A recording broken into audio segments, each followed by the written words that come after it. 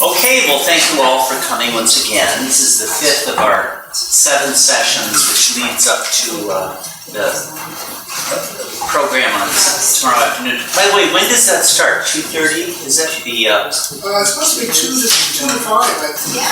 Discourses. So, this morning, this is our topic. I'm calling it the New Humanity and Social Formulations. The idea of this topic is to look at how what Meher Baba has said comes to bear on communities, relations with others, community formation, politics, things like that. I'm just going to touch some of the root principles because these are big topics. I'm not going to go into a lot of the branches very far. But what are some of the root principles that Baba gave us for approaching relations with others? In most of his messages that he gave about society and social formulations and the conditions and values underlying community life, Meher Baba traced social and communal problems back to their root in selfishness. Once again, this was his starting point. Collective problems result from egoism and selfishness, extending itself, for example, through the selfish pursuit of material desires or self-identification with limited groups based on race, nationality, etc. Ultimately, society can be redeemed only if the individual heals and transforms himself. But this can be accomplished only through the mercy of God and the grace of the perfect master. So actually, here's a little outline that I wrote that I'll be covering today. Avatar in the Age of Crisis is the first theme. Baba's approach to the transformation of values. Notice how we were talking last time a lot about truth in values. So that theme comes at Lois. You weren't here on Sunday, but you were here on Saturday, where actually Maya deals with falsehood in values. We didn't get to that discourse very much, but that is Baba's first discourse on Maya, is on values once again. Then Meher Baba's critique of certain major values and activities, and then look a little bit at the discourse, the New Humanity. Okay, and as you know, you're welcome to chime in and speak up and ask questions or put in viewpoints as they pertain to our discussion. I wanted to, but first, actually review a little bit of what we said last time about good and evil, because it's actually quite germane, I think. And I have these sort of summaries of some of the major topics, which I'd like to read here. Last time, morality, the dichotomy of good and evil. No topic brings truth and values more vitally to bear on daily life than the problem of good and evil. On the one hand, God, as God, utterly transcends this dichotomy in life as he does all others. God is beyond good and evil. On the other hand, good and evil necessarily come into play in all life spheres, from the spiritual to the most mundane. The problem of good and evil cannot be avoided or dismissed with easy platitudes. Vedanta, remember we talked about Vedanta last time, I'm bringing this in from time to time. Vedanta differentiates between Paramarthika Satta, the ultimate reality that is God, and Vyavaharika Satta, the empirical reality of ordinary experience. What is empirical? Can be proved by experience. Yeah. Through experience, yeah. And thus, empirical science would accept only evidence that comes to us through the senses. Sensory contact with the outer world, rather than, say, pure logic or deduction, Aristotelian deduction from premises or other things like that. Now, in Meher Baba's account of things, the empirical domain extends farther than it does in our material culture and material science. Material science would admit matter and energy, basically, as the empirical domain. But to Meher Baba, there's the gross sphere, the subtle sphere, and the mental sphere, actually. And in all of those, one does receive input through the senses, as a matter of fact. I don't know, we haven't talked about this. Last year we did, going over God Speaks. But in the subtle world, you experience through the subtle senses of the subtle body, actually. There are only 3 of them. There's smell, hearing, and seeing. But that is how you experience the subtle universe. And in the mental sphere, you experience through sight only. There's only one sense remaining. But it is through senses that you experience the world. So the empirical sphere in Meher Baba's account, as I understand it, extends all the way until God realization. That's why I'm using it. So that's the empirical reality of ordinary experience, would include the ordinary experience of the saint of the 5th or 6th plane. That too is empirical. Yeah? I may be confused, very likely I'm confused. You said that the mental sphere is experienced only through sight, physical vision, is that what you mean? Because No. Okay, thank you, because I'm thinking, what if you're blind? No, it's not the gross sight. Actually, even on the subtle planes, the gross sight vanishes. You know, in the 7th chapter of God Speaks, Baba talks about passing in through the orifices in the face. It's a very strange chapter. But when you enter into the first plane, you pass in through the mouth, actually. When you go to the subtle plane, you pass in through the left. I think it's first the right nostril, and the 3rd plane is the left nostril. Believe it or not. And when you Where's go to that? God Speaks. God Speaks. 7th chapter, it's right there. The 7-fold veil. And when you go to the 5th plane, it's a 2-in-1 achievement. You pass in through both ears. And when you go to the 5th plane, you pass in through both eyes. So that sounds to me like that has a connection with the senses. Baba didn't exactly say so, but it sure sounds like it, doesn't it? Mouth would be taste, nostrils would be scent, smelling, ears would be hearing, eyes would be seeing, of course. And I imagine to get to the first plane at all, you have to touch vanishes. And there are only 3 senses in the subtle sphere. So this is the empirical world in our account of things. That is the account Meher Baba gives. It all is relative, the domain. And good and evil, it seems to me, would apply to the subtle and mental sphere as they would to the gross. Of course, I'm only on the gross sphere. So those of you on the subtle and mental sphere speak from authority. Please correct me if I'm in error. So the good and evil, okay, one needs these levels. In formulating a truthful understanding of good and evil, one needs to take into account these levels, their differences and their interpenetrations. On the one hand, God is oneness, tawhid. That's the Islamic word for unity, the unity of God. On the other hand, Maya projects opposites that define the world of experience. And of these opposites, good and evil is spiritually the most significant.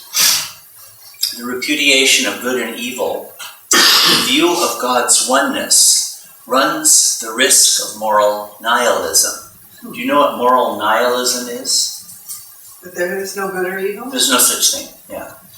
And one could see that that's a risk. If you say God is beyond good and evil, someone could use that as an excuse for the most terrible actions, if you're not actually at that level of assertion. On the other hand, the insistence on moral absolutes, even such absolutes as the 10 Commandments, credits moral principles with a reality that belongs to God alone, right? I mean, nothing can be absolute except for God. How to negotiate between the Scylla and Charybdis of moral nihilism and moral absolutism. It seems to me that that's one of the questions that presents itself to Baba's lovers. We were talking about this last time, of course. Meher Baba's Discourse on Good and Evil defines this dichotomy in its relation to desire. Good and evil have their roots. Do you remember how Baba defines good and evil? What is good? Yeah. Amazing Baba? Well, I would take it to be that, ultimately. That would be the highest good for me. Morally correct. But what is morally correct? By the law of the land. Well, I would think one would ordinarily do that, but there's an actual high standard that he places for what defines the good. That which brings one closer to God. That which, he puts it negatively, Yeah, it's the absence desire. Good is the desire to become free from desire. of. Amen. And bad is that action which increases the bondage of desire. I mean, I think actually this is, in the future civilization, this is going to be hugely important as people explore, because, people try to define, well, what should be the standards of good and evil that we live by? And Baba has explained this, but he says good is the desire to be free from desire. It's a desire. Thus, it binds. Because it's a desire. You might say like the desire for God realization. That too binds. Because to get God realization, you have to annihilate all desires, including that one. That is how it is that you can become bound by the good, because it is actually a desire.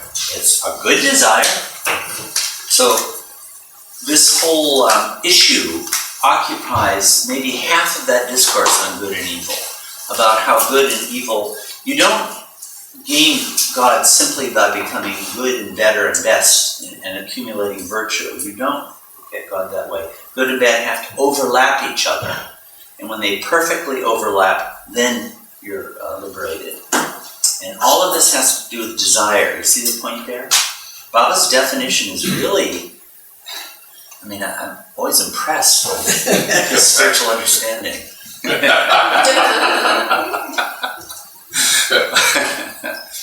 Okay, good and evil have their roots in our evolutionary past. The sanskaras acquired in the evolutionary process become bad in human form in the light of higher human possibilities. So action, rabbits have the reputation of being very promiscuous, should we say. I don't happen to know. Is it true, by the way? They run around and have sex all the time. Okay. Well, when you're a rabbit, that's part of your natural evolutionary process. When you're a human being, if you're unlimited promiscuity finds you. So what was a natural sanskara becomes a form of bondage in the human form. That's true of most animal sanskaras. Let me see. Yet good action too can create its own bindings. Spiritual endeavor challenges one with the task of balancing the good and the bad, an accomplishment that ultimately requires the help of a perfect master. It's so impossible to know exactly what needs to balance what. Meher Baba's Discourse on Good and Evil defines this dichotomy in its relation to desire. Oh, I repeated that. How does the dichotomy of good and evil come into play in the life of Baba's lovers? How should a higher understanding of this question impact the way that we live our lives? I think this is going to be one of the big things. By the way, again, the reason I keep bringing this up, that I sometimes feel that this question gets dealt with too dismissively, as though there's no such thing as good and evil and never judge and things like that. And there are great truths in that. But do we really live that way? When there are big fights, like within a Baba Center or something like that, it often has to do with the fact that people think that the other one is behaving wrongly. Isn't that the case? They're bad, you're bad. So I could easily assert there's no such thing as good or evil until it's something that affects me or that I care about. And all of a sudden, good and evil spring back in full force because they were always there all along. So it has to be dealt with in a deeper way than often is the case. And I think that Baba's Discourses are a real good starting point. Okay, one of the reasons I wanted to talk about this was because this matter of rootedness of values, false and true, in desire and their elimination is very relevant to his treatment of our topic today. Let's see.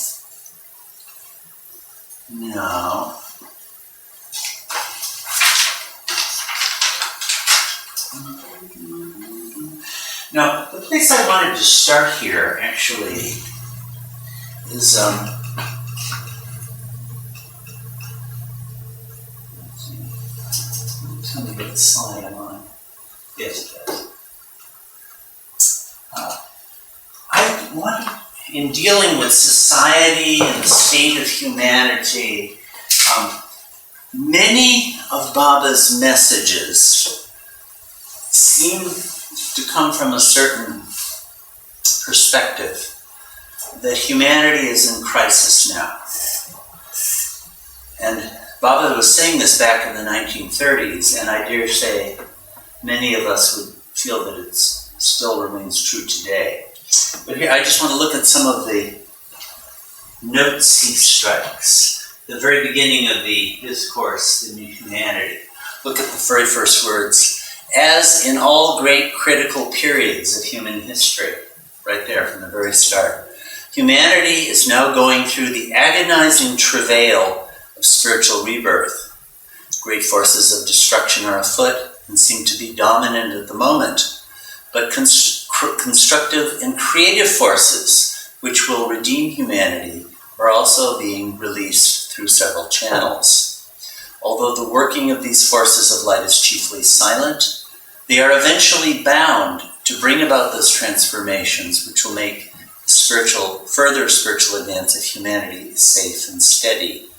It is all a part of the divine plan, which is to give to the hungry and weary world a fresh dispensation of the eternal and only truth. We're in an age of crisis, and actually in a lot of these messages, Baba does not hide the fact that the key to the solution of these problems is himself, the descent of the avatar. Here's another one like that. And the avatar here. Let me have someone else read. Just to get another voice in it. Someone want to read from here? Well, let me see. What is it? 4 through 5. Yeah. Carol? The avatar appears in different forms, under different names at different times, in different parts of the world. As his appearance always coincides with the spiritual birth of man, so the period immediately preceding his manifestation is always one in which humanity suffers from the pangs of the approaching birth. Man seems more than ever enslaved by desire, more than ever driven by greed, held by fear, swept by anger. By the way, notice the words that he's using that are the source of the problem. We're going to be talking more about this. Enslaved by desire, greed, fear, anger. The strong dominate the weak. The rich oppress the poor. Large masses of people are exploited for the benefit of the few who are in power. The individual who finds no peace or rest seeks to forget himself in excitement. Immorality increases. Crime flourishes. Religion is ridiculed. Corruption spreads throughout the social order. Class and national hatreds are aroused and fostered. Wars break out. Humanity grows desperate. There seems to be no possibility of stemming the tide of destruction. Okay, you want to read the next paragraph? Sure. At this moment, the avatar appears. Being the total manifestation of God in human form, It is like a gauge against which man can measure what he is and what he may become. He trues the standard of human values by interpreting them in terms of divinely human life. Okay. So here we have, again, the world is in crisis, and the solution is actually defined in terms of the manifestation of God in human form. Just here's another, when I was preparing for this subject originally, I was going through some of these messages, and I kept noticing crisis, the world is in crisis, is the starting point when Baba addresses these topics. And I'm not so aware that was the case for Jesus or Buddha. Some of Muhammad's messages do begin with that note, as a matter of fact. Here's another one like this. This is the... anyone want to read this out? I'll do it. Close. The world storm, which has been gathering momentum, is now having its greatest outburst. And by the way, this was published during World War II. So I think people at the time would have presumed that that's what it refers to. But, I mean, you look at the world today and it seems the same way, actually. I mean, these messages have not yet gotten dated. Would you agree? Yes. Yes. Yeah. And in reaching its climax, it will work universal disaster. In the struggle for material well-being, all grievances have assumed fantastic proportions, and the diverse differences of human interest have been so accentuated that they have precipitated distinctive conflict. Humanity has failed to solve its individual and social problems, and the evidence for this failure is very clear. The incapacity of men to deal with their problems constructively and creatively reveals a tragic deficiency in the right understanding of the basic nature of man and the true purpose of life. Now look at that. Look at where he takes it to. It's not money. It's not, a new political arrangement. It's not that we need to have more, bright artists and writers or anything else. It's actually rooted in a deficiency in the right understanding of the basic nature of man and the true purpose of life. That is going to be the source of the problem. And, in all his messages about community and relations to others, that he always comes back to this point. You need to be based on the truth. That's where the solution lies, not in other things. And here's one other, and let's read this whole thing. This is such a fantastic message, as compared with the others, which are quite mediocre. Anyone want to read? This is the message that Baba gave. It was, you might say, his first message to the Western world. It was at the Davies House in London. You may know the film. I should pull it up here. Baba. Charles Perkins speaking. Where it's much abridged. This message is really chunked back, and this is the whole thing. By the way, when Baba was coming to London on that trip, somehow the Western press had gotten word of it, and they were hugely enthusiastic. Somehow Baba got this unbelievable publicity. So they tried to catch him as he was arriving in Venice, but he got wind of it and eluded the press. And then when he was coming into London, they wanted to have all the cameras at Victoria Station in London, train station. And Baba went by car instead. I would imagine, although I've never heard Baba say what his motive was, that he knew they wanted to make it a media circus. This ridiculous guru from India who says he's the Christ, etc., etc. And he evaded them. But instead had this message given at the Davies House and that film taken, which is actually quite impressive. So, anyone want to read this out? Read it? Sam? My coming to the West is not with the object of establishing new creeds or spiritual societies and organizations, but is intended to make people understand religion in its true sense. True religion consists of developing that attitude of mind which should ultimately result in seeing one infinite existence prevailing throughout the universe, when one could live in the world and yet be not of it, and at the same time be in harmony with everyone and everything, when one could attend to all worldly duties and affairs and yet feel completely detached from all their results, when one could see the same divinity in art and science and experience the highest consciousness and indivisible bliss in everyday life. I see the structure of all the great and recognized religions and creeds of the world tottering. Boy, that's a powerful statement. Yeah. The West particularly is more inclined towards the material side of things, which has, from untold ages, brought in its wake wars, pestilences, and financial crises. It should not be understood that I discard and hate materialism. I mean that materialism should not be considered an end in itself, but a means to the end. And by the way, this afternoon we're going to be looking a little bit at that discourse, The Life of the Spirit, where Baba talks on this very subject, on the relation between matter and spirit.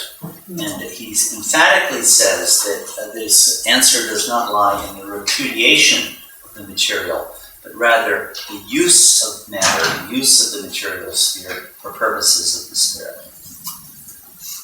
Organized efforts, such as the League of Nations, are being made to solve world problems and to bring about the millennium. In some parts of the West, particularly America, intellectual understanding of truth and reality is attempted, but without the true spirit of religion. It is all like groping in the dark. I intend to bring together all religions and cults like beads on one string and revitalize them for individual and collective needs. This is my mission to the West. The peace and harmony that I talk of and that will settle on the face of this worried world are not far off. I think that is a most impressive message, Baba's ability to speak to the Western world when he had hardly ever been here, in terms the West could really understand. Here we have a very clear indication that he's actually saying that he is the solution, in fact, which of course, I don't know what to say about it. That's not really our topic today, but it actually takes the descent of the avatar into human form to redeem the world. Now, here are, what I want to be coming to is he was indicating in all of these messages, the world is in crisis. The world is at a huge impasse with the conflict of the forces of light and the forces of darkness. And he keeps pointing to what the real cause of it is. And in fact, let's read a little bit of this one too. These are, by the way, this was at the Knickerbocker Hotel. Do you guys know where that is? Yeah, in Hollywood. In Hollywood? Mm-hmm. Is it still there? It's a retirement home now. It's an apartment. Okay. So when he came in 1932, there were like 6 really major messages that he gave out. By the way, I was reading the way that he dictated this message is, I don't know if you'll find this amusing, as I do, having worked with Baba's words, but I don't know if you know Meredith Starr. He was one of Baba's early Western disciples, and he was all credit to the guy for having been Baba's first major connection with West, but he was quite full of himself too, and he thought that he was kind of better than most everybody else, and that didn't work out very well over the course of time. But one of the ways it didn't, he was also a writer and thought of himself as a really great poet. And Malcolm Schloss, who was Baba's host with Jean Gabriel, his wife, in New York when Baba came there. And Malcolm also was a poet. And the two hadn't really met each other until Meredith came over with Baba. And as Baba took the train from New York to Los Angeles, where he was going to deliver these messages, Baba was formulating the messages he was going to give. And he gave notes both to Meredith Starr and to Malcolm Schloss, and had each of them write up his own version. And Baba consistently liked Malcolm's better. So poor Meredith, I'm sure it was infuriating and humiliating to have this young whippersnapper, Malcolm Schloss, write versions that Baba preferred to his own. So Baba would play these games, even in the course of creating a magnificent message like this one. So let me see. I'm going to read this just to see if I want to skip some of it. Since arriving in America, I have been asked many times what solution I brought for the social problems now confronting you. Right? That's our topic this morning. Society, social formulation. What is the source of social problems? What did I have to offer that would solve the problems of unemployment, prohibition, crime? By the way, do you know what was happening in the US and Europe at this time? Why he would mention these things? The depression. Yeah. 32. Right. In the 1929, the stock market had crashed. Attempts, prohibition. The prohibition. When was prohibition? It was in the late 20s, right? Yeah, it was still going on, I guess, at that time. Right. Alcohol was illegal, actually. And partly in consequence of that, organized crime had sprung up. It was given a lot of incentive by prohibition. These crime syndicates would run, bootleg alcohol, and there's huge violation of this law. So I don't know, Al Capone, people like that. Was he involved in alcohol? Yes. Yeah. So these social problems are really erupting, economic and social too. And meanwhile, on the world stage, there were a lot of rumblings. I think Hitler was already starting to appear. In China, Mao was in the picture. The Bolsheviks had taken over Russia back during 1916, 17, whenever that was. Mm-hmm. So the world was really looking much like there were a lot of dark clouds appeared to be gathering. That was the context into which Baba was saying this. So Baba saying, what solutions would I have to problems of unemployment, prohibition, crime? Now these would be internal domestic social problems that would eliminate the strife between individuals and nations and pour a healing balm of peace upon a troubled world. Baba always has such a nice way of putting it. When you read these messages, you have the feeling, well, things are kind of bad, but it's going to work out. There's a plan, there's a divine plan here.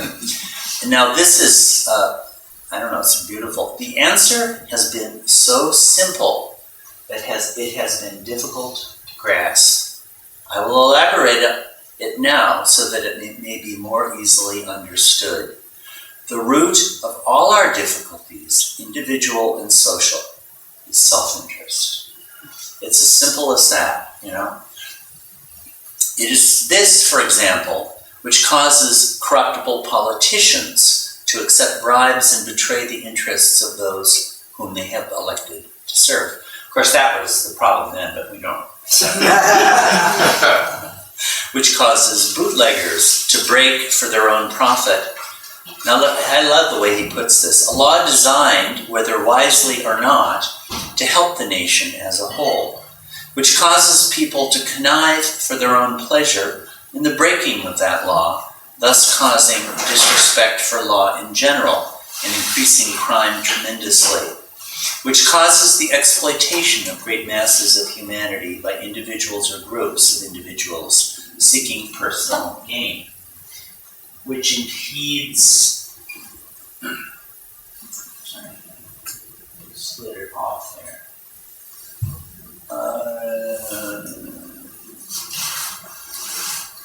Where did we get to? Which impedes the progress. I'm not finding where that is. You're Just halfway It's down. there. There it is. Right there? Oh yes, which impedes the progress of civilization by shelving inventions which would contribute to the welfare of humanity at large, simply because their use would mean the scrapping of present inferior equipment, which, when people are starving, causes the wanton destruction of large quantities of food, simply in order to maintain market prices, which causes the hoarding of large sums of gold when the welfare of the world demands its circulation.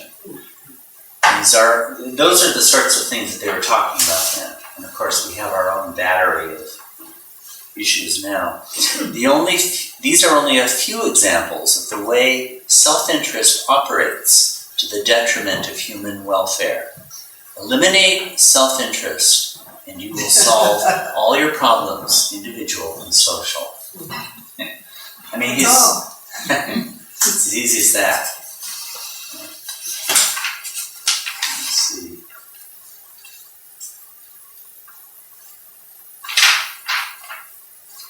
Yeah, here's another. In all of these, he comes back to the same issue. Let's see. Here we have in the New Humanity. Yeah. Oops, sorry.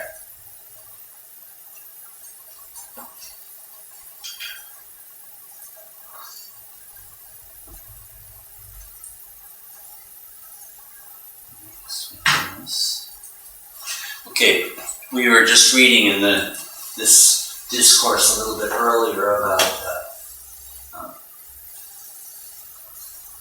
the crisis that the world had overcome, and he talks about wars and how wars are symptomatic of the problem, but the real problem is deeper than that, and here he says what it is. The root cause of the chaos which precipitates in wars is that most persons are in the grip of egoism and selfish considerations, and they express their egoism and self-interest individually as well as collectively. This is the life of illusory values in which men are caught. To face the truth is to realize that life is one, in and through its manifold manifestations. To have this understanding is to forget the limiting self in the realization of the unity of life. So, the answer to social problems, what I take this to be indicating, is within. Each person has to do it. Nothing else will, anything that you do externally has to express the inner war against your lower self. That's what I take that to mean. What do you all think? You see the point. You don't solve social problems externally. It has to be the individual enterprise. Whatever you're doing outside, and it is ultimately an individual matter. That is, the root of it is. You may act externally, but the root means you have to attack your own selfishness. Seems like that's really Bhagavata's emphasis in all of this. So, what to say? The point I want to be, I wonder whether some of you would disagree with this. It seems to me that actually the real struggle is ultimately an individual one. You have to wage a war against your own selfishness and awaken love within yourself. And if you don't do that, it won't help. That's what I found, yeah. But I think there's a corollary, in a way, a possible correlating phenomenon, which is that as individuals implement the results of that examination process, there would have to be both individual and collective change and transformation. So that as true values are established individually, they also have to be established more collectively. Right. I agree with that. How would that happen?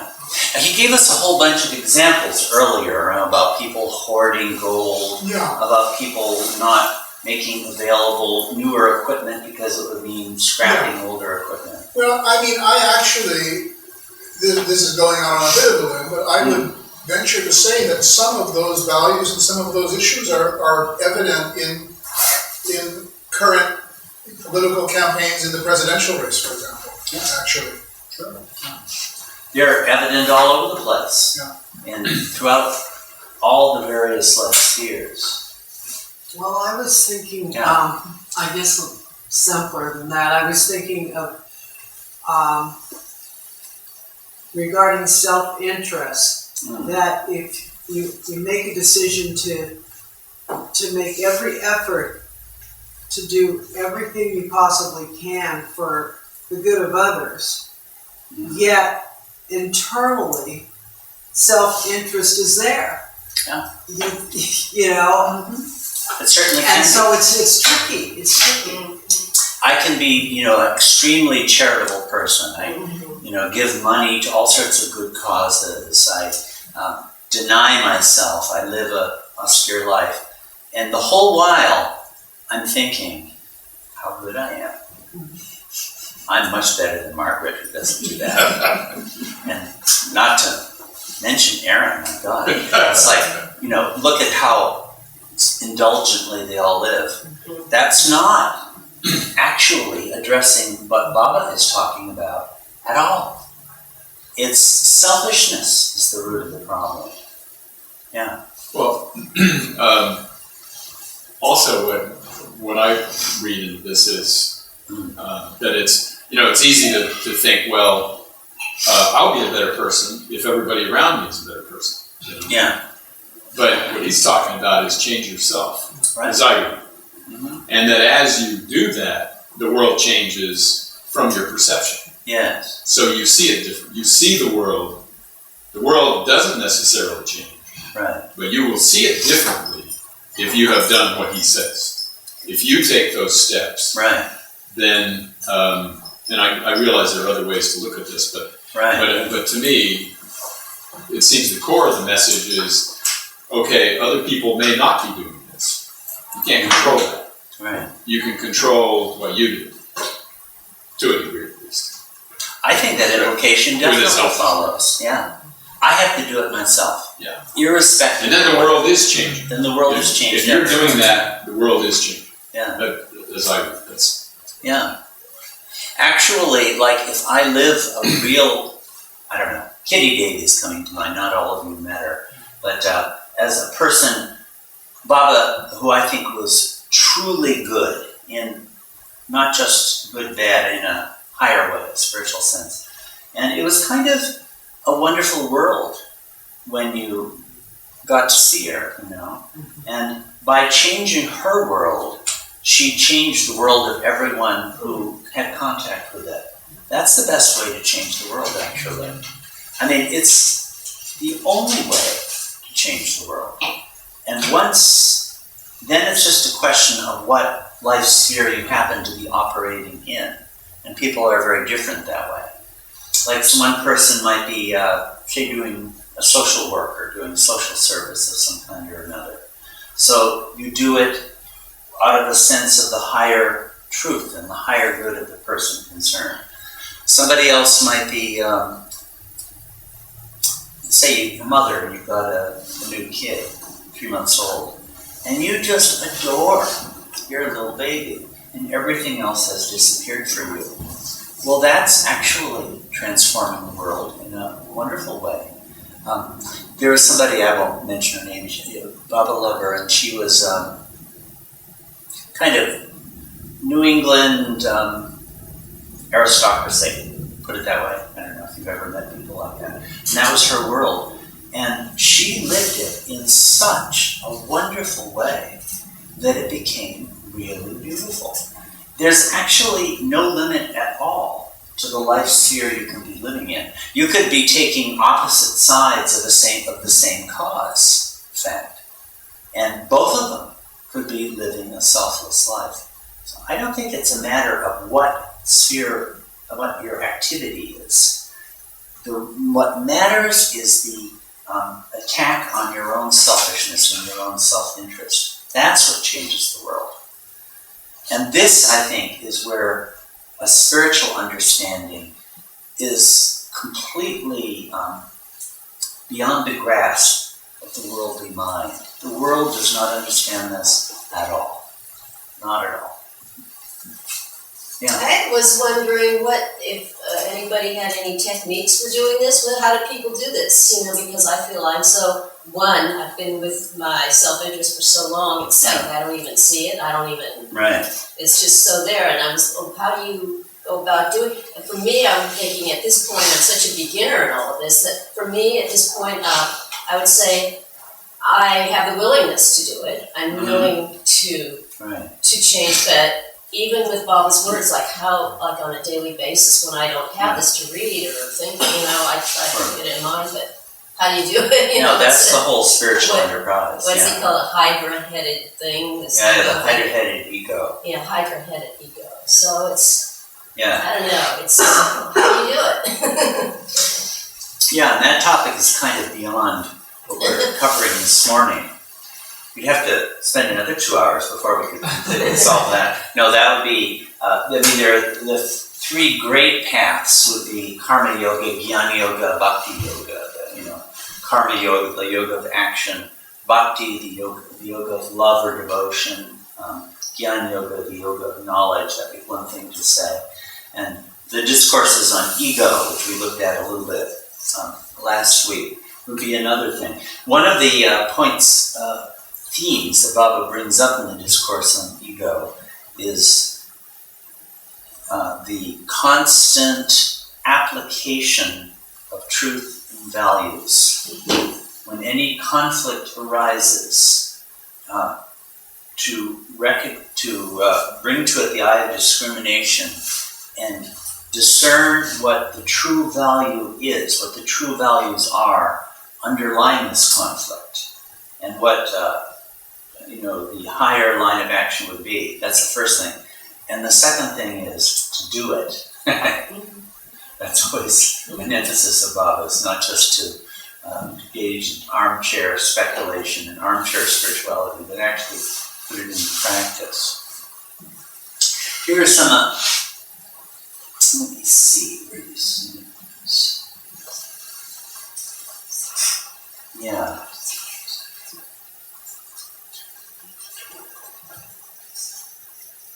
Okay. I won't take the time to pull it up here, but when it comes to the sources of falseness, the types of things that Baba talks about are, lust, greed, anger, those things. It's actually those same old ancient desires that are the source of the problem, that are very personal. They're not, I'm trying to avoid getting into anything sort of political or volatile or stuff like that, so as not to bring up red herrings. So I'll go back to the French Revolution. I don't suppose anyone is all that passionate. Maybe someone here is, but back in those days,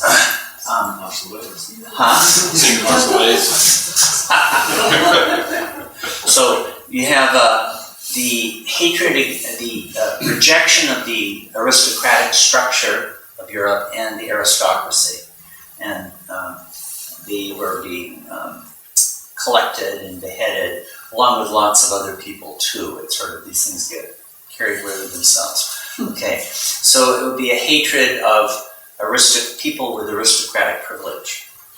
Okay, that would be a sin. Or let's take another one. I'm taking kind of these cases of genocide. Let's say Joseph Stalin launched a genocide against the kulaks. I don't know if you are acquainted with that phase of history, but these would be, among the peasantry, there would be certain peasants who were particularly prosperous and successful, and he held them to blame for the economic woes of Russia. So he would gather them and send them up to Siberia in these gulags, and they were killed by the millions, in fact. So according to these visions, like nobility, aristocracy, or being member of this class would be the greatest sins. And it was quite a moralistic frenzy that took possession of those societies at this time. The reason I'm mentioning this is that these are not the values that Baba points to. They're not of that type. They're not based on, let's say, a sociological analysis of things or a political analysis of things. I'm not saying that one should never do that. What I'm saying is the root problems are the very simple ones of selfishness, which are lust, greed, and anger, which are very personal. Those are actually the foundations of the root of the problem. And coming back to, good and evil comes into this picture. The root of good and evil is me. And the very personal things, which can apply to all these other problems in various ways. So it seems to me that in formulating approaches to this, formulating a community, the foundations of community have to go back to these most individual and most simple things. The simple selfishness.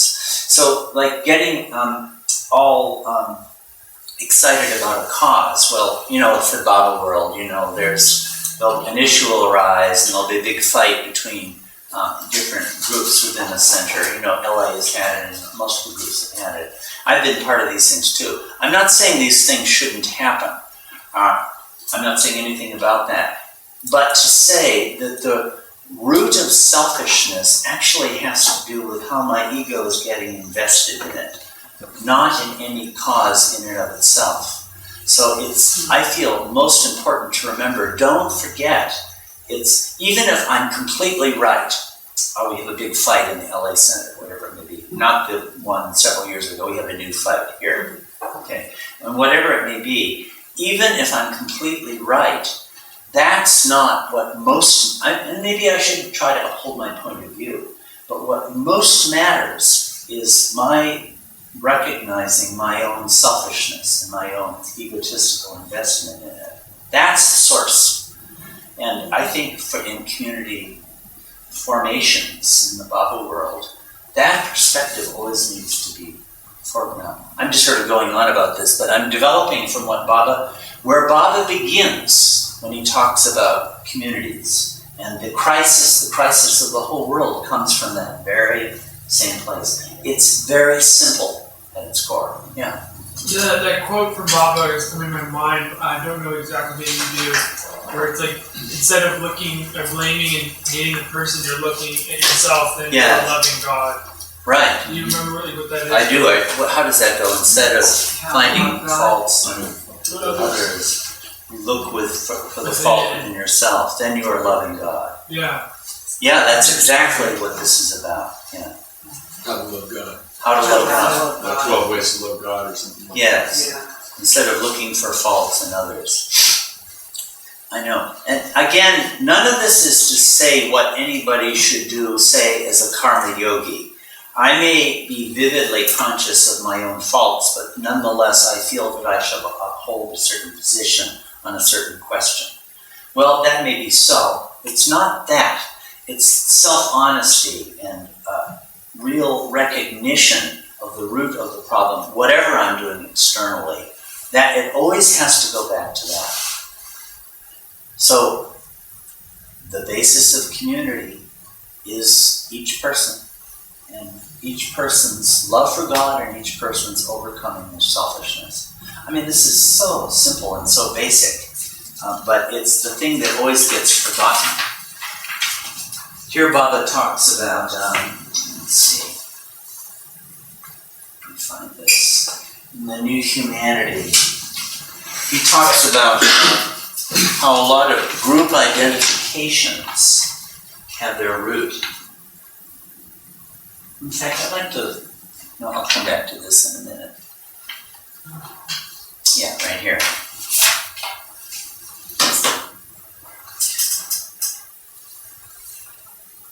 I mean, it seems to me this is very germane to the world today.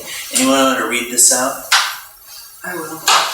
Just as a person may seek to hold on to his separative existence through escape or identification with external forms, he may seek to hold it through identification with some narrow class, creed, sect, or religion, or with the divisions based upon sex.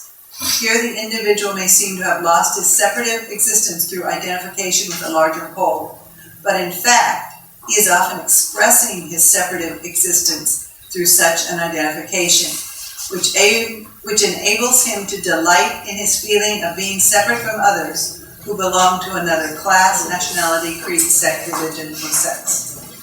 Boy, is this ever relevant to the world today. It's everywhere. And I don't know, it seems to me one of the tricks of the ego that is involved in this is I'm identifying, okay, I'm a member of the LA group and I think the Northern California group stinks. Whenever you stupid issue, right? But you can imagine many other conflicts of this type involving issues more volatile than this one. Okay, so it would seem that I'm not being how can I deceive myself that I'm not being selfish by taking that stand? What I'm doing is for the good of the group. Right. It's not me, it's that Margaret and Sam and Elaine and Ron are such wonderful people. We're just fantastic people. And these jerks in Northern California just don't appreciate us, right? It seems like I'm being selfless. But in fact, it's my group. It's my center, it's my family, it's my sex, it's my race, it's my nationality, it's my religion. So the ego can play this game of deceiving itself that it's not being selfish, when in fact it's I, my, me, mine. That's right at the basis of the whole thing. All these identifications, which we think are so important, go back to the same source. The very same thing is at the root of them. Simple selfishness. Let's see what he says. I'll read a little bit more of this. This is from the New Humanity.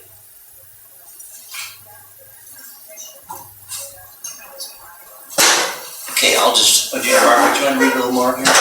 Separative existence derives its being and strength by identifying itself with one opposite and contrasting itself with the other. A man may seek to protect his separate existence through identification with one ideology rather than another, or with his conception of good as contrasted with his idea of evil. What results from identification with narrow groups or limited ideals is not a real merging of the separative self, but only a semblance of it. A real merging of the limited self in the ocean of universal life involves a complete surrender of separative existence in all its forms. So, this is really speaking to the modern world. It was true at Baba's time too. When he gave out a lot of these messages, like you had, World War II with the clash between the Nazis and the democratic West and Japan and all these various forms of group identification and ideological identification. And we have those same things operative today.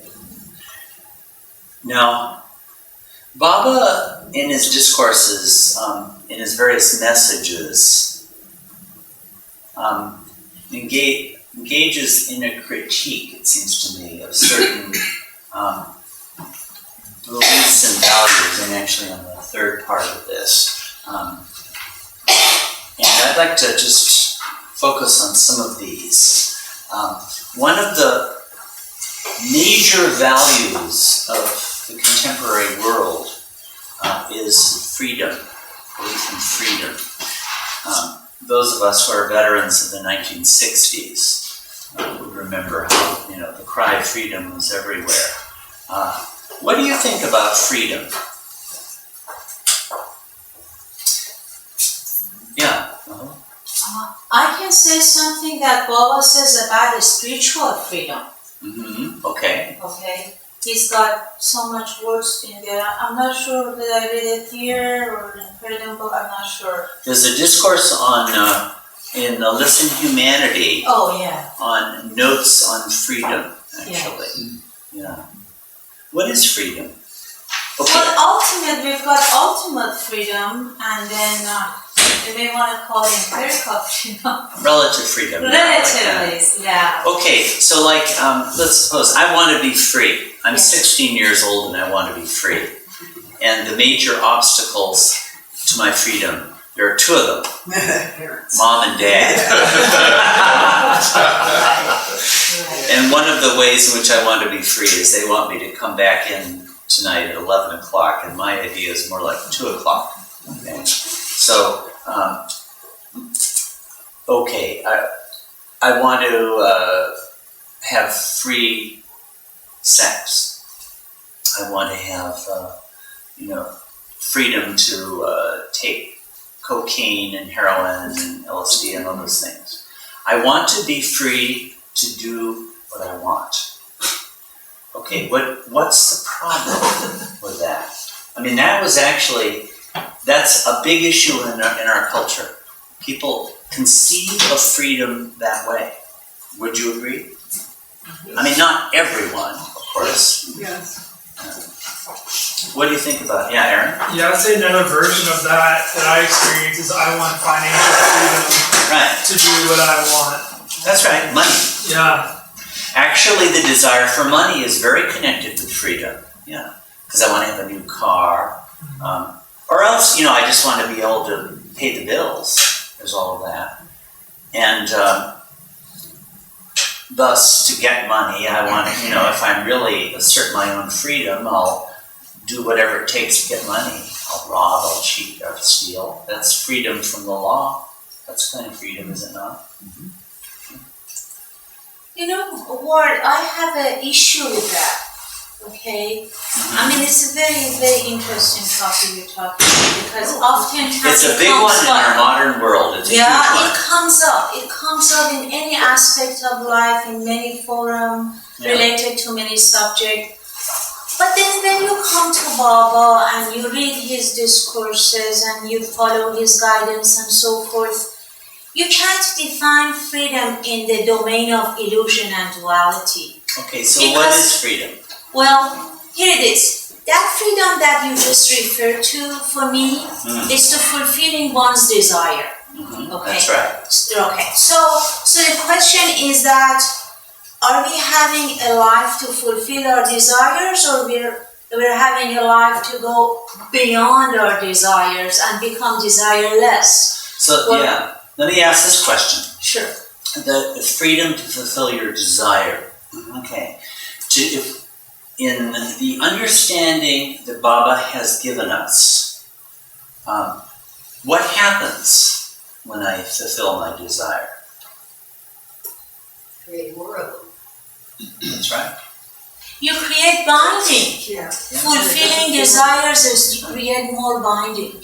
A desire manifests in my consciousness because sanskaras that are latent within the mind arise. And they come into the subtle sphere where they become lit by my consciousness in the form of desire. And then if I express the freedom of putting them into action, then they precipitate into gross form. Okay? When they are in gross form, I spend them. They're gone. I'm free from them. But the big catch is by taking enjoyment of them, or enjoyment or suffering of them, I acquire new ones. This is that cycle. Buddha's, we didn't talk about that here, did we? It's the cycle, the wheel of the law, the 12 nidanas. You needed an infinite intelligence. Infinite intelligence, we talked about that, Baba's account of this would be essentially the same. In spending sanskaras, you get new ones. And then you're bound by those new sanskaras. Why am I bound by those new sanskaras? Because they go into latency and they come up again. So let's suppose I live a really life of reckless disregard, say, for my health. Let's take that different kind of example, whatever that would be. A likely consequence is that my next lifetime I'll have a body that's sick. So, is that freedom? It is not freedom, is it? It's not freedom at all. So this idea, freedom means to do whatever I want, is really based on a complete delusion as to what freedom is. And I think our modern world has no understanding of this at all. Or maybe there's a little bit. I think people do. Not much. Not much, yeah. I mean, people might start to realize that actions have consequences. Yeah. And when you realize that, you're on the path towards understanding karma. Actually, to understand the law of karma is to understand that all actions have consequences. But so that very idea of freedom is based on false understanding. Baba was talking about that when he talked about, how it's all based on a misunderstanding of the nature of man, like this. This is a misunderstanding of our own root nature. This is not freedom, actually. What is freedom? Real freedom. If that, do you agree with this? Pursuing desires is not freedom. Would you agree? And would you also agree that the modern world really doesn't understand this? So to live in the framework of Baba's understanding, this is one way in which our understanding will be quite at variance with what the world gives us. Now I'm not answering the question as to who makes the decision over what desires I fulfill. Do I or do my parents? I'm not talking about any of that. I'm just saying, what is the truth here? Pursuing your desires is not the road to freedom. Now, sometimes I might need to fulfill my desires. I'm not saying you never do. Like, I need money because I have to pay the rent. Well, it's a desire, but I do have to do it. It's not like I don't get a job. It's not to say that you never fulfill your desires. That's not the conclusion to be drawn here. But rather, that path is not freedom. It's not the path of freedom, at least to know that. Okay? So then what is freedom? Freedom from desire. Freedom from desire. Actually, Baba talks about that in the spiritual freedom, and he talks about the egoless. That's right. He uses that term, is where the ego is gone. And so Sarah, you were asking about how do you do that? How do you get free from ego? How do you get free from desire? Which is the question. But at least to know that that's what real freedom is. In fact, in that discourse, I won't take the time to pull it up, but Baba talks about different kinds of freedoms there. He says the big cry of the world is for freedom. Some people want national freedom. What would national freedom be? Freedom to vote, to speak. To speak, oh yeah. If you're living in India in 1930, it means to kick off the darn British and have your own country. But of course, once you've kicked out the British, then you want to, if you're India, you want to kick out the Pakistanis, and if you're Pakistanis, you want to kick out the Indians. It doesn't stop there. Baba talks about that, and Gandhi. Right. Gandhi. We're like Yugoslavia breaking up into 7 countries. Right. And once you've got 7 countries, what's wrong with 7 times 7? 7 times 7. Until every person is a country, and then you say, That's right. I've got multiple personalities and each one wants to be free. There's no end to it. What is economic freedom? He mentions that, by the way. Winning the lotto. A lot of money, yeah. Or I want to be free to pursue my economic goals however I want. Like, if I really want economic freedom for myself, I'll be a farmer, and I've got 5 acres, but those 2 acres next door to mine look pretty good, so I'm going to take them. But of course, the problem with that economic freedom is that what's freedom for me is a usurpation for someone else. So the problem with that kind of freedom, as all these limited freedoms, is they're always constrained. They're limited by others. Your freedom will encroach on others' freedom at a certain point. Yeah, Carol? Having a lot of money just causes all sorts of problems. You have to have people to manage it, you have to pay taxes on it. Yeah. When do you get it? How do you report it? Do you report it? It's just, it can make things a lot more cumbersome. People bug So you wind up being bound by your People want it. freedom. People want it. Mm-hmm. Also, a lot of lottery winners end up in deep depression. Right. And then it's all gone very soon. Yeah, it's not, it doesn't turn out to be free. Because again, it's a superficial understanding of what freedom is. The real freedom is the karma and the samskaric bondage. Right. It's not that we want the money, we want what money can provide, like the freedom money. Right. But if it doesn't provide that, Yeah. the answer.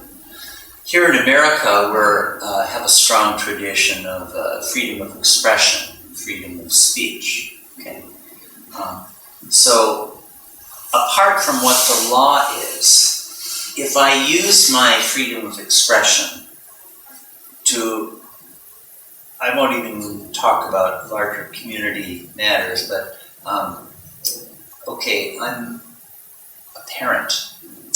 And I really speak very hatefully to my kids, like that, and to my friends and neighbors. And let's suppose I'm very subtle and very malicious about it, and I really want to hurt them, okay? Well, I'm using my freedom, am I not? But does this really free anybody? It does not. It does not at all. So actually, along with that freedom, my exercise of freedom hurts others and vitiates their. Let's suppose I intimidate other people, okay? Not by any overt means, but I'm just psychologically skilled, and I frighten them, and I'm constantly manipulating them, and I keep them ever from speaking up about themselves. Really speaking, I've limited their freedom of expression, haven't I? Not through any externally coercive methods, not through anything you can legislate against. But the truth of it is, my freedom has been at the expense of others. So actually, all of these external freedoms, it's not to knock them. Freedom of speech is generally a good thing, I feel so. Freedom to make your own choices is generally a good thing. But they're limited. They're not the ultimate or final freedom. And if you don't know that, they're likely to be used in a way where they do more harm than good. You need to know what the real freedom is. There was a really, in fact, I'll pull it up in a minute. In fact, I'll do it right now. There's one of these Tiffin lectures Baba gave. This is a book that will be coming out next year. Talks Baba gave to Zimandali. Let's see. And what this was a good discourse was about limited self living the whole of duality. That's it. Just the title of Discourses is it all. What was the title? Which discourse was that? The one you had it just now. I forgot. Limited self living the illusion of duality. Yes. That's it. Limited self. Yeah. Identify itself with desire. Yeah. And seek his freedom within that limitedness. Yeah. Which is not what we're here for. Right. You have to be free from the limits itself. Yes, exactly. You have to be free from your ego. That's freedom. Here's a discourse on, I'm turning to the topic of politics, which is related to this actually. And I know it's a little bit hard to see, so I'll read this out. Here a group of 4 or 5 energetic and enthusiastic workers of the Swaraj party dropped in today. Their number included a Dr. Paranjape, editor of Kal, and another editor of an illustrated Marathi magazine. Now this is quite a famous guy. If you read Histories of India, you'd very likely encounter him. He was a very vehement, passionate orator and writer, agitating for British independence. And this was during the 1920s, when Gandhi was in his high tide. The Swaraj movement. Swaraj means self-governance. It was the British independence movement. And there was a real swell of enthusiasm for it. So right in the middle of this, a group of very prominent political activists came to see Baba. That's what this is about. And though, I'll just read. And they happened en route from another city where they had been canvassing for votes for a candidate in the forthcoming council election. Now, it's not exactly said here, but I think I would infer that their reason for seeing Baba probably had a lot to do with getting his support for their cause. So they could say, well, sure, Baba gave his blessings and said, you should vote for our candidate, whatever that be. I would imagine that probably had something to do with it. So look what Baba actually said to these people. After touching upon general topics, the conversation turned to Swaraj, that's the British Indian independence movement, and what India and Indians should do for its attainment. The party leaders, in their eagerness to impress upon Shri, that's what they called Baba in these days, the importance and value of their work and the interest they took in it, betrayed their self-interested motives, which is to say, their party politics. Whereupon, Shri imparted to the group of them some sound and severe advice, writing upon his slate, "What is politics, after all, but fraud?" Now, here you have real hotshots coming to Baba, and he told them straight. What is politics, after all, but fraud? Whatever may be your own honest and candid opinion, you are obligated to proceed according to the creed of your party, even against the voice of your own conscience, and thus you become dependent upon others in your actions, a practice which violates the fundamental principle of truth. He just told them straight, didn't he? Yes. No big Yeah. Which is a long way of saying you have to be politically correct. And Baba said you should speak the voice of your own conscience. You should say that. So it's okay with this big voice of conscience all the time? Well, the other questions would arise about that. But he does say this about politics. That's what it leads you. And by the way, just to say this, in the universe of political movements, it will be hard to find a more idealistic one than this one, right? Mahatma Gandhi was a very sincere and very great man. And the cause of Indian independence was one which Baba actually supported. And when India was free, he did say it had to happen. So it's not like we're talking about some hideous political movement. It's the best of political movements. But even about this, the same problem is there.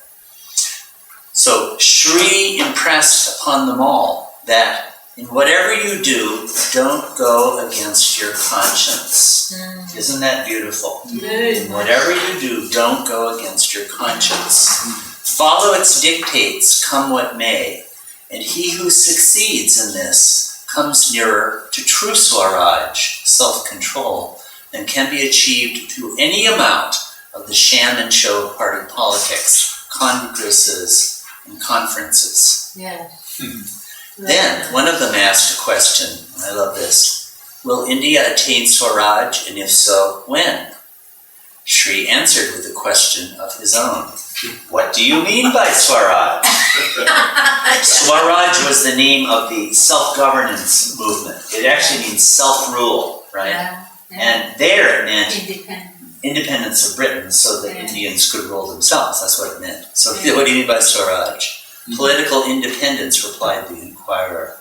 Shri then explained the whole subject in clear and beautiful terms. And he goes on here to say, by Swaraj, what I mean is the gaining of truth, the truth which is already the property and birthright of everyone. What I mean, in other words, is spiritual independence. Yes. That is to say, God realization, realization of truth. That's self-rule. Why would self-rule be applicable to that state when how is God realization self-rule? It's the only state in which the self is known. That's right. That's The right. real self. The real self. The other is ego rule. The other is Ego rules the real self. This is the only self-rule. Bob is so great, you couldn't swerve him, you couldn't deflect him, you couldn't persuade him. And then he goes on about this. Seek that truth which will give you everlasting bliss and real knowledge, jnana, thus enabling you to raise others as you have been raised, and to save them from the entanglements of the world. So this is really one of Baba's early statements on the topic of politics. What was Baba's view on politics? What is your impression of that? This topic can, be a volatile one among Baba lovers oftentimes. It's we'll hear different things, but recently I read something about what Baba said about not being attached to the result. Mm-hmm. But I've heard that Baba said politics is Maya. So, but he's got actually a special words on that. I'm not present. But recently I've been this week I read something that Baba says, even he referred to Gandhi, okay? He said,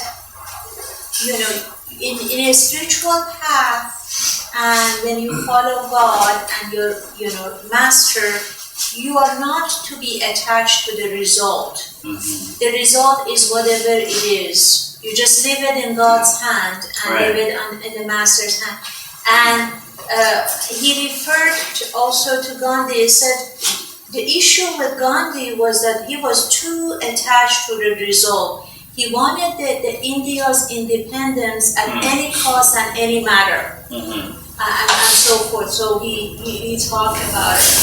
So a karma, what you're describing is actually a true karma yogi.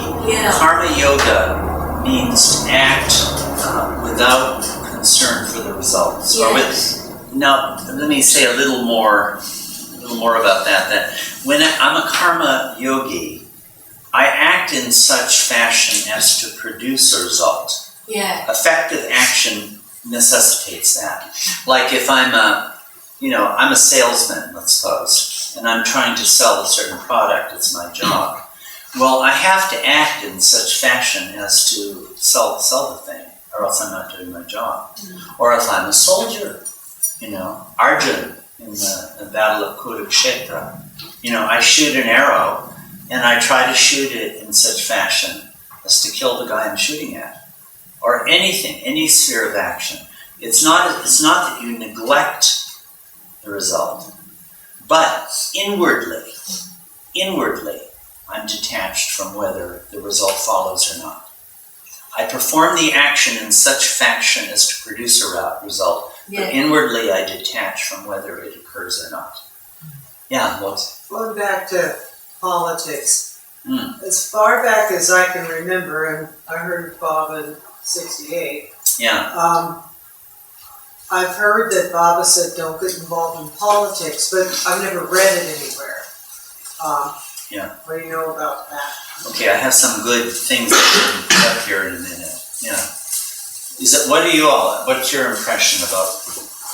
Okay, let me put this. Would you all agree with this much? That at the very least, we should not associate Meher Baba with any political position. Yes, Yeah. absolutely. That's kind of how I would see it, is use your own conscience in carrying out your civic duty. Right. Vote as you feel, etc., according to your conscience. But don't involve Baba. Don't drag Baba into it. And to me, that also means in center politics, to the degree that comes up, or in your organizational life. Yes. Again, carry out your duty and there are organizational responsibilities that come with that. Yes. That that involve interactions similar to what you see on a national level. Right. Because you still have to work through making decisions where people disagree. Yes. And ultimately you have to come to a conclusion, make a decision, etc. So it can, you can have politics there too. Sure. So to be within a group, and I would say in the world, be very careful and thoughtful, as you were describing earlier about the selfish motives. Right. And that's not to say, like, let's suppose I'm a member of the LA group. There may be some question arises, and I may have strong feelings about it. Okay, somebody wants to come into the LA Center and have a nice meeting on Rajneesh, let's say. I'm bringing up, I would, you know who he is, right? Yep. I would have very strong, I'm not a member of your group, but if I were, I would have very strong objections to that. And I would say so. And I would probably act, if I were a member of the board or something, as strong as I could to prevent that from happening. Okay, so it's not as though I wouldn't have a position or have a belief, but inwardly I should be self-critical and self-aware. Maybe it's because I think that, I'm much better than those people are who like Rajneesh or, any kind of cause selfish, and I have to always be aware of that. But that's not to stop me from acting in some way that I feel called upon to do by my conscience. Elaine? Yeah, I was just wondering what Bob has felt about social change, because it seems like politicians do have an influence on it, and right. It seems like a positive thing. So I've always had a conflict with this. That is one of the real complexities, it seems to me, that we face nowadays, much more now than even 50 years ago, that the political is penetrated into many spheres of life where it didn't used to. And to return to this point, which I gather most people here would agree with this, that at least we should not associate Meher Baba with any political view. Again, would you all agree with that? No, I don't. No. Okay. Because that leaves the door open for us to take some political action or to carry some political view, and under the umbrella that we're not bringing Meher Baba in. Okay? So my approach is a little bit different. And this happens, there's some talk on Facebook when they talk about this political candidate and all Baba lovers, and so forth, and that political candidate, And so, for me, how can I live a life without Meher Baba? Yeah. If Meher Baba is my master and my God, and within me, every action that I take, every word that I say, every thought that I carry is based on Meher Baba. And like what he said, think of things that you would, think in my presence, talk of things that you see my, all that words and deeds and thoughts. So for me, it's a little bit difficult to start having a political view and just saying, I'm not bringing Meher Baba in. In fact, I'm a big political activist from the past, I dedicated 10 years of my life, but ever since I came to Baba, he totally cut down the karma. It's totally a sanskaras to me. People who are very affiliated with this political party or that political party, it's all sanskaras. The question is, why do we even have to care about politics, which we have more important things to be worried about and work about in terms of serving him? The question is does taking stand in politics would serve Meher Baba in any way? That would be my question. What are some of the others you think? Yeah. Well, going back to your example, should Rajneesh followers speak here? Right. And you said, I think we keep Meher Baba out, and I do, because I could sit here and say, well, I know Meher Baba wouldn't want that. And by invoking what you think Meher Baba wants, you're limiting him, but also you don't know. And I guess I'm not keen on those that say, well, I know what Baba would want. He would want X, and whatever realm where there's politics, I think that's what you want, and you're saying, well, I know that Baba would want what I want. Yeah. It brings to mind something that I've read that he said that you just make your best decision based on what you're talking about, like your conscience and the truth of the situation, and make the best decision that you can. Then something about taking his name or do your best and and just so like say you were involved in one of these kind of situations, you might be passionate and you would make the best decision you could. Just remember him. Like just say, okay, Meher Baba, and then make your point or make your because there's so much that we don't know. Like maybe like you were saying, who knows what he might want? I don't know. I don't know. That's one way. Sam used the expression civic duty, and as members of a society, arguably we have some obligation. If we're active participants in the processes of that society, sometimes to express some view about what decisions we as a collectivity should make. Because we are actually part of that collective. And if we simply say, I have no politics, I'm not going to be involved, you're making actually a decision to abstain from voting, say. Right. But the vote is counted up, and you are a potential voter, and so you're actually doing an action by not acting also. And it could be a questionable action if something is needed. If something will benefit the society. And especially in World War II, where there's so much.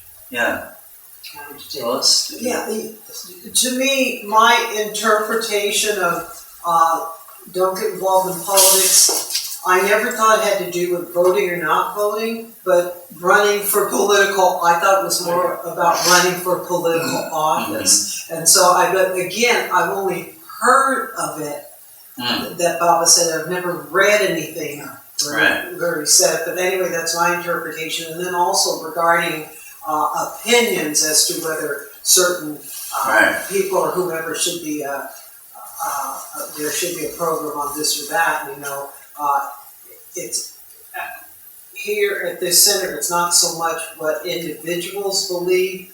We have a mission.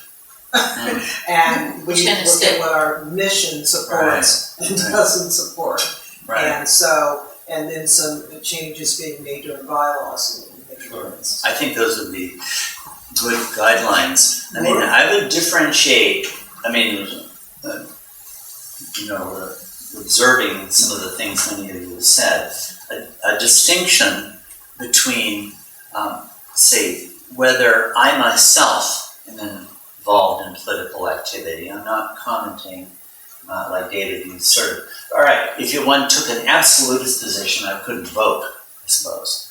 If I took an absolutist position on the other side, I would put in my hat for the presidential election next year and beat out all present candidates and become, so those would be two extremes. That's what some people are doing now. Kanye would beat you out, I'm sorry. Yeah. They're doing But some whenever, actually. so that's one question, is what I myself do.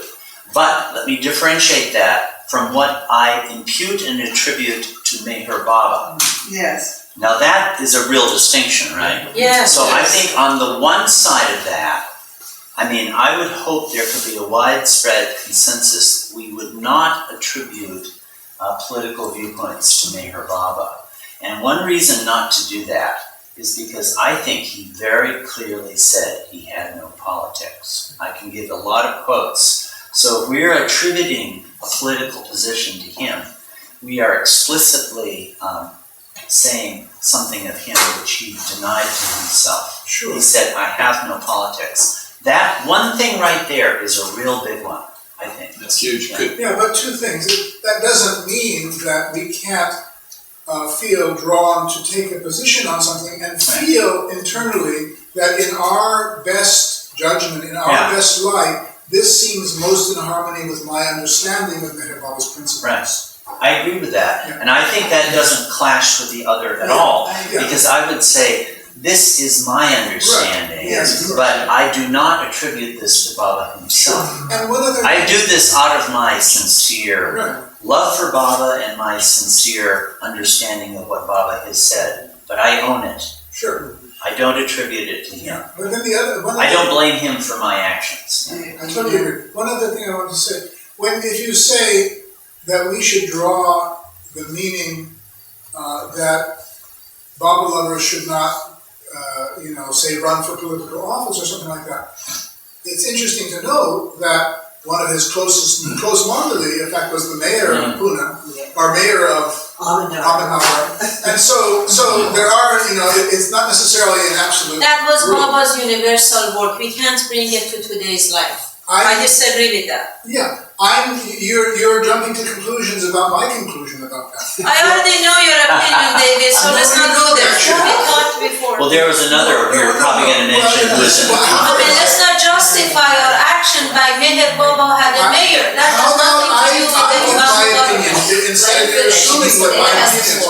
My understanding is this: Meher Baba direction on particular things is very individual for particular people. If he has wants a mandali to do something, of course he should do that. But that can tip us off that it's possible that if we're going to jump to conclusions and ourselves interpret what we understand the Meher Baba to mean, therefore no Baba lover should run for any political office, that can at least put a question mark to that. That's all. That's all there's. Yeah, Sam? I had something, I was really struck years ago when I read this, and I just thought of it. Darwin Shaw's book, As Only God Can Love. Yes. There's a quote in here that struck me at the time, and I thought it was sort of applicable to this. Sure. Or maybe. We'll see what you think. But he quotes Baba. I'm not sure whether this is written down anywhere else. It's the only place I've seen it. Yeah. But Darwin Shaw says, that Meher Baba says, I hope that there will be no further discussion between any of you and the members of my close family on matters regarding politics, social problems, racial difficulties, the spiritual validity of the different religions, and the philosophical movements. You do not need to come to my disciples to ask any questions regarding the world's problems. In my discourses, I am the universal mind personified, guiding the thought, the word, directly as me, Meher Baba. My statements are always righteous and pure. Very nice. 100%. May I say something, please? Okay, but let's make sure others. Yeah, sure. Well, we get our values, from our intuition from reading Baba, and then we just apply it everywhere, including politics. We don't bring Baba's name to the politics because Baba's bigger than politics, But our understanding of what is right and wrong, we can bring that to the politics as to anything else. I would think, even if we're talking about, say, politics on a, say a group scale, or lower orders of politics, like Sam, when you were bringing that up a minute ago, say the politics of the LA Center, something like that. I would suggest that same principle of not attributing a political position to Baba, even there, in this way. I might have a very strong view on a certain subject, and I might be basing my view, like what you're saying, on my understanding of what Meher Baba, like in the case of having a Rajneesh meeting in the LA Center, I would go to many things Baba had said about other masters, and I would really ground it on what he said. And but as far as any political, if there are factions about it, I would say this is what I feel Baba has said. But I would own that. I would not take the step of saying this is Baba's wish. Yes. That distinction right there makes a lot of difference, because it allows others to say, Well, I also am trying to understand Baba's teaching and trying to ground my actions, and I see it otherwise. It allows for that possibility. So not to attribute, actually it's something like Rajneesh's, but let's say, go back to political things, there's a candidate for next year's elections, and I completely feel that this candidate is the right one, and I say, well, the LA Center should support it and put out an announcement to that effect. Well, that to me would be a clear case where we say, Baba said, I have no politics, and I may feel, based on my life with Meher Baba, that this candidate is the best one, but I do not attribute that to him. Sure. That step we should affirm. And I would go one step further there. I mean, I have said this a number of times, that it's very important within the Baba world not to create an atmosphere that is political, an atmosphere of feeling about a political feeling where people who don't share a political vision are alienated. That's much subtler, and it has to do with these real inner qualities of tolerance and love and so forth. But that I really feel is very, very important, or we're going to limit ourselves. Well, that could be the creation of factions. So here's my little faction over here, and we have this view, and the people in the center who have a different view, are now it's us and them. And to me, that's part of what I think, at least the way I read Meher Baba, that's also to be avoided. Factionalism. That's an interesting idea. Because that also gets in the way of individual conscience. Yes. In a specific issue. That's interesting. I hadn't thought of that. But that factionalism is a manifestation of the politicization. Yeah, definitely. And there's no absolute rule or absolute criterion that can be drawn on that. When does friendship become a faction? It always has to have reference to these inner things that we're really talking about. The inner lust, greed, and anger, which, and love, generosity, tolerance, those things. The real heart center of things is where these questions really should always go back to. I think we ought to vote on it. Yeah, and those who lose can just go out of the room. In previous slide that you have, and please don't go there. I'll just refer to it because you brought this up. In response to that, Baba said a very beautiful quote was there. And then in that he said, seek the truth that leads you to the eternal bliss. Yes. And seek knowledge that gives you to that. So if we really make that as our motto, in every action or opinion that we are to develop in our life, maybe that question could be asked. Yeah. Am I seeking a truth that would be leading me to the eternal bliss? Right. Okay? And freedom, that is spiritual freedom that we talked about. No, I think that's true. We always do need to refer these questions to the highest. Yes. Which and moves come from beyond there. the political sphere altogether. Yes. And also, Ward, this theme of your, seminar that I got to have a better understanding in that interview we did with you, soon it will be published. But coming even from there, the truth in values. Right. And all Baba's discourses that he talks about so far, Maya, ego, and so forth. Are we coming from there, or are we coming from the truth and stand in there and come from there? And that makes it a little bit easier to find out where are we coming from. Sure. Like that. Always have reference to the highest. Yes. Always bring everything in relation to that. And as to the question whether and in what ways an individual should be involved in anything political, from, let's say, voting to becoming president of the United States or becoming a dictator or whatever that may be, I can understand that there could be differences of view on this as to whether was Baba saying his lover should stay completely out of politics, or what the boundaries are on this. And I wouldn't, presume in a session like this one, to really say all that much about it, except these things. Baba's advice to his lovers, would you agree with this, on political involvement, is cautionary? Would you agree with that? Yes. Now, that, I'm not saying there's an absolute prohibition would mean you don't vote. And I actually don't feel that Baba indicated that. In fact, there is an episode after Indian independence was established in 1947. Erich's dad, Papa Jasawala, was very unhappy. He didn't like Indian independence. I think some of the Zoroastrians might not have that view. And he wouldn't fly the flag of India that day. And Baba said, no, you should fly it.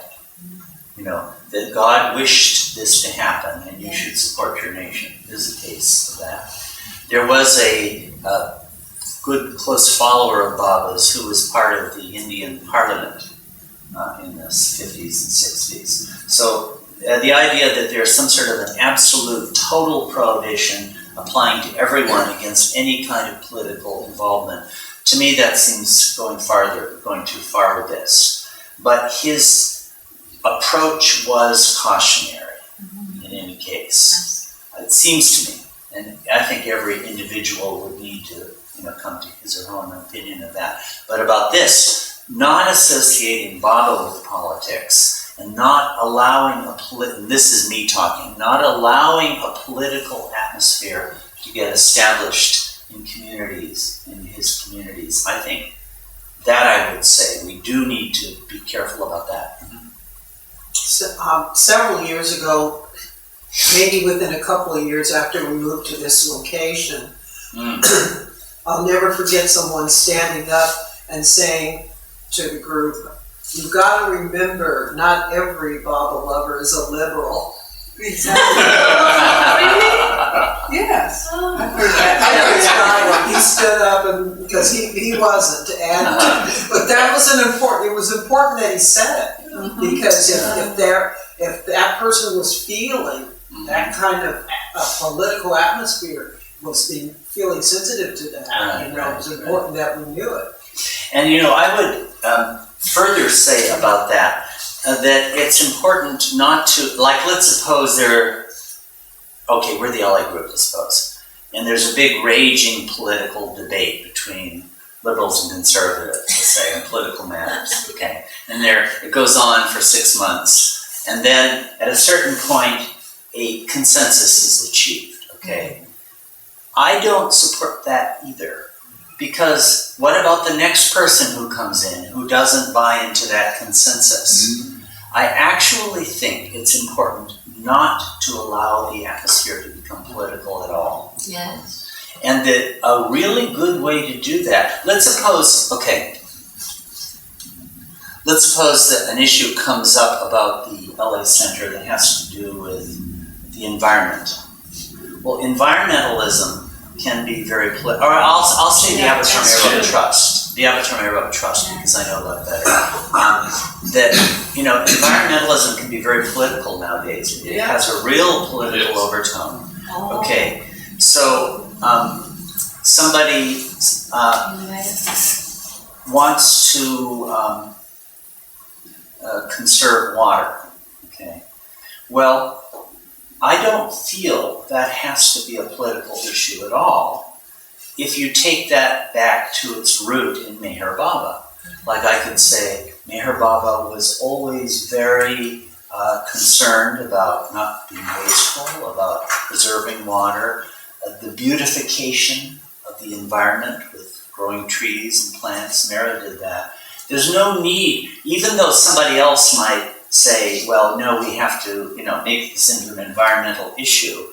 The same thing could be done without making it an environmental issue, going back to the root in what Meher Baba has said. Or let's suppose, I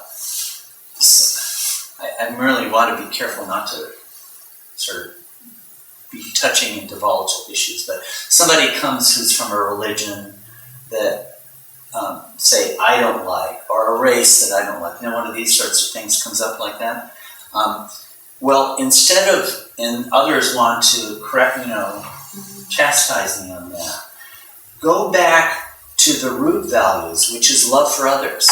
Yeah. And, tolerance and, those things. The real issues that underlie the political ones, not let it get externalized into the political.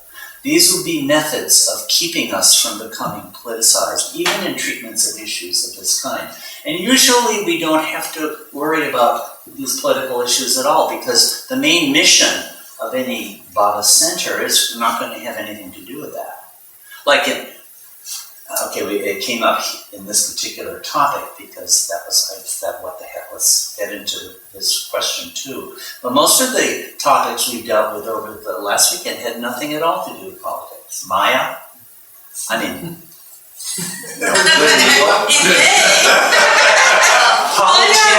Politics would be a way externalization of those questions. Those questions are way in, much closer to the source than politics would be. So I think that's a good approach to politics. Don't be on the outside, go to the inside. Yeah, Ron? Exactly. I was just thinking about it. The term politics has sort of this negative tinge. I think in modern usage, but if you really look at the classical definition of politics, it encompasses a lot, and it's pretty much impossible to be apolitical. I mean, even though you say we're keeping politics, there is politics in the center, because there's a government, it's an organization, there's a board, there's going to be politics. There are elections. It's inherent. So kind of, I wouldn't want anyone to be fooled saying, well, I'm abstaining from politics because it's part of your life, it's part of human existence, it's impossible to get away from.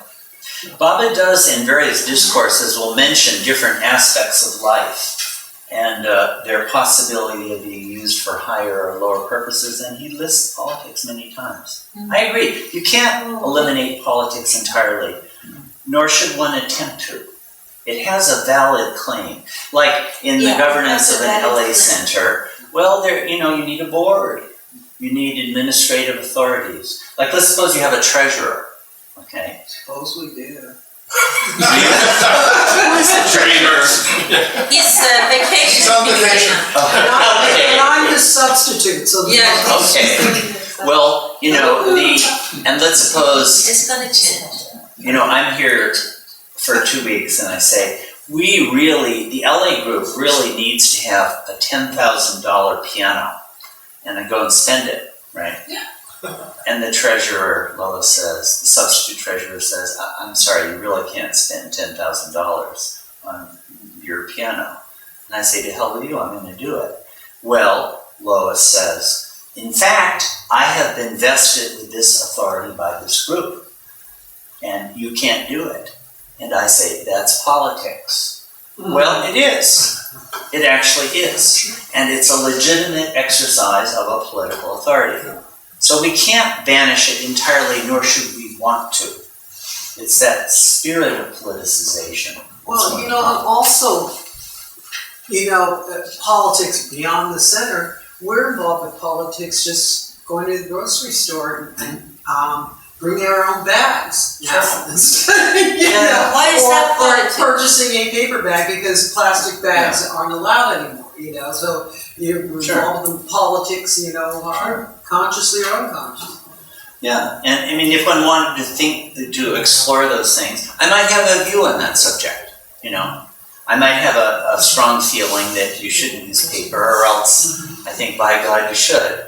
And I might, make my choices at the grocery store with my understanding of those things in view. I don't see that, Baba's gave a prohibition on ever bringing a political consideration to view on anything. And in fact, I don't see why Baba lovers couldn't have discussions or debates on political matters on their own time. I would have an issue if it happened here. See, so it's not absolutes. I don't think are going to work on this question, but good, distinctions and good limitations that bear on the life of a group are very germane to any Baba group, I think. You know, I wrote an article on this, and I just wanted, because it gave a good example of the kinds of problems, and then it resulted in a really important statement from Baba. Some of you may have read this, I don't know if you would have, but I'll just summarize some of it. It's called KJ Discourses and the Regime in Russia. And I feel it's a real good warning about politics, and that's why I wrote it. KJ Discourses was the editor of the Meher Message, and that was a monthly magazine from 1929 to 1931. And KJ Discourses himself was really one of Baba's disciples at the time. And it came out every month, and it has a lot of good material in it. From the very beginning. Now this is, again, not what one does personally, it's the issue, but what one does in Baba's cause. It's the Meher Message. It had Baba's name on it. And Baba said, as long as you stay out of political and social issues, my nazar will be on the publication. He told him that right from the start, in 1929. And Dastur egregiously failed to follow that. And in fact, I just want to read a little bit of, from the beginning of it, just to give you a flavor of, okay. Here's, he was writing about Russia, and this would be 1929. And there was a lot of criticism of the Soviet Union happening at that time, which he thought was quite vicious and malicious. So here's how he writes. And my point is just to bring out, he was taking a political position here in a magazine dedicated to Meher Baba.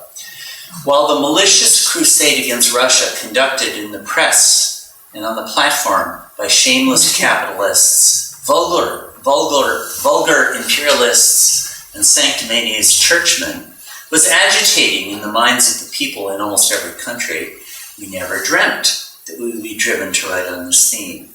But as unfortunately not a few of our compatriots seem to have been bamboozled by the wicked propaganda against the Soviets, and as the poison instilled by the British press began to work upon their minds, we are constrained to expose the hypocrisy of the Russophobes and to place before our readers unquestionable facts in connection with the so-called religious persecution in Russia. This is, he's saying that the people who criticized the Soviet government were Russophobes. Jingo, I'll just read a little more. You can get the tone of this, right? Yeah. This is Wow. very, in a magazine dedicated to Meher Baba, this was. Jingoistic journalists, politicians, and churchmen in England and Europe, Dastur went on to say, were like snarling beasts who would, if they could, drink the lifeblood of the Soviets, were maliciously leveling charges of the suppression of religion. This is my writing, paraphrasing, but his language was just like this. When in fact the Soviets had done no more than to deliver the Russian people, much to their relief and happiness, from the oppression and burdens and privileges that the Tsars had formally granted to an ignorant and fanatical Russian Orthodox Church. It is true, Dastur conceded, that many priests and bishops have been severely punished, but they have been punished not for their religion, but for their political crimes, etc., etc. Wow. He goes on then to say, and part of this, okay, I'll read this. In reality, much of the criticism of the Soviets, Dastur continued, was motivated by jealousy over their stunning economic successes, particularly in the field of agriculture. I don't know if you know, I'll mention in a minute what was happening then, where productivity, spurred on by efficient communal farming and lowered taxation, was increasing at an astonishing rate. That's not true. Instead of smiling away their chagrin, the capitalists and imperialists of England were making themselves more and more ridiculous by accusing the Soviets of diabolical crimes, etc. Okay, so this is a very impassioned defense of Russia and the Russian government. Well, here's what was happening then. You know who was the ruler of Russia then? Stalin. Joseph Stalin. And right at this time, he had collectivized agriculture. And that meant taking all the property away from the peasant class. And he appropriated their grain and was selling it, actually, to the point where they didn't have even seed grain for a new crop. And they starved to death by maybe 10 million or so, 10 or 15 million. Millions in the Ukraine alone. 5 million or 10 million in the Ukraine. It was, and nowadays we've seen many things like this, although this remains one of the very worst. But at that time, this really hadn't been known before. And there were some people in the press who were bringing up criticisms of the Soviet Union for this, but there are also massive denials in the press that anything like this was going on.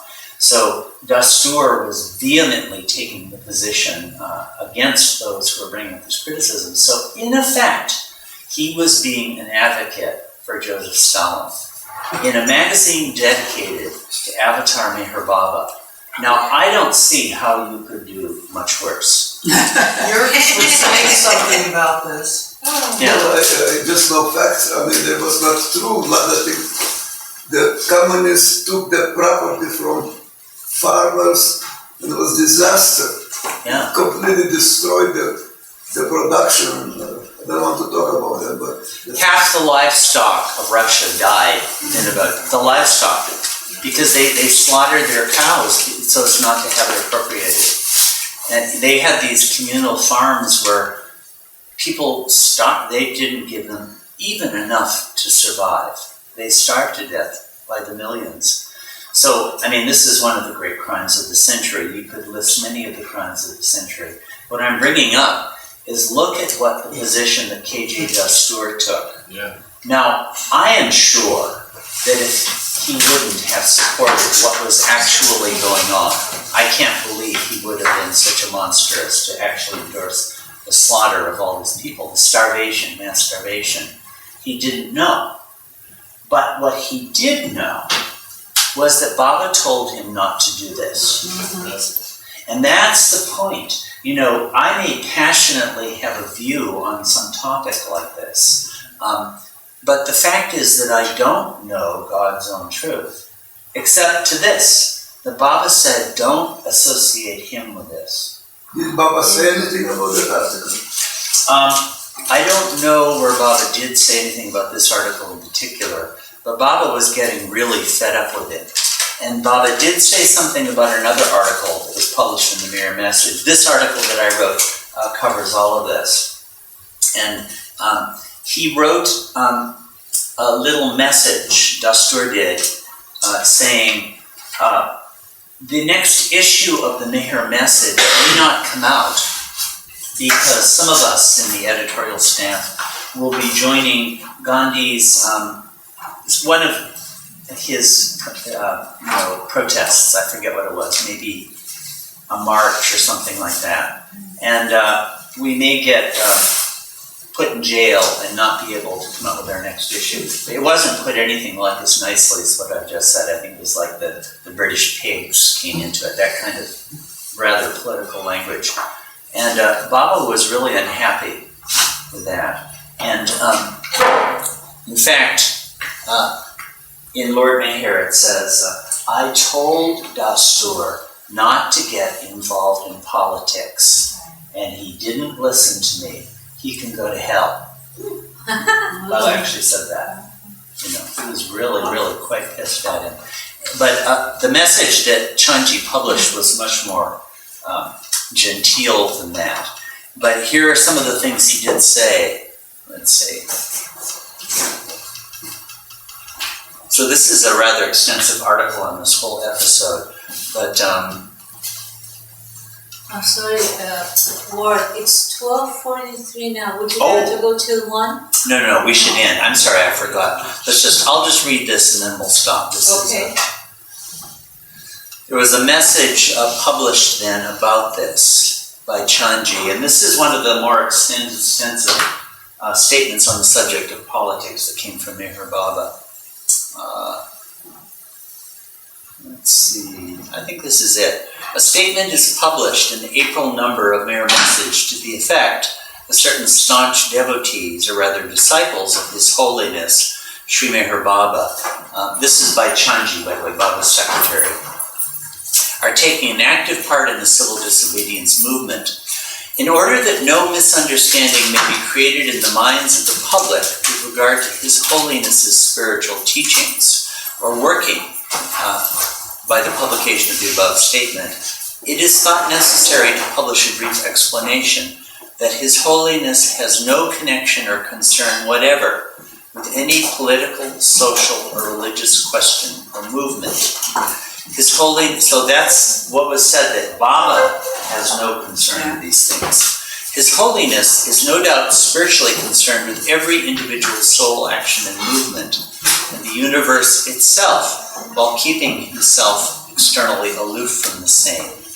All are equal in His eyes, and the only aim of His working, life, and teachings is to effect moral and spiritual evolution and the emancipation of individual souls from the bondage of Maya, etc.